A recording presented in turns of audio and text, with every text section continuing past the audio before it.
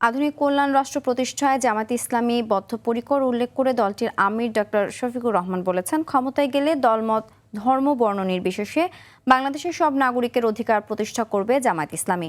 সকালে রাজধানীর একটি হোটেলে আসন্ন ত্রয়োদশ জাতীয় সংসদ নির্বাচন সামনে রেখে জামায়াত ইসলামীর পলিসি সামিট 2026 শীর্ষক অনুষ্ঠানের সূচনা বক্তব্যে তিনি এসব কথা বলেন।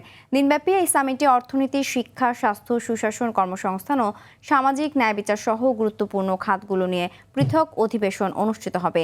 এসব অধিবেশনে মানবিক, দায়িত্বশীল ও জবাবদিহিমূলক রাষ্ট্র ব্যবস্থার রূপরেখা উপস্থাপন করবে দলটি।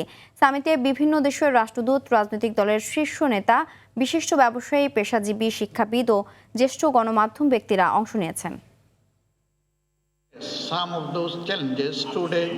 আমরা কিছু চ্যালেঞ্জ চিহ্নিত করেছি। বাংলাদেশের উজ্জ্বল ভবিষ্যৎ নিশ্চিতে আমরা কাজ করব, যার মাধ্যমে নতুন শক্তিশালী বাংলাদেশ প্রতিষ্ঠিত হবে। এজন্য সবাইকে পাশে চাই বাংলাদেশ জামায়াতে ইসলামী। In all of this, we want the new Bangladesh to be a strong, reliable and trustworthy partner in our region and globally.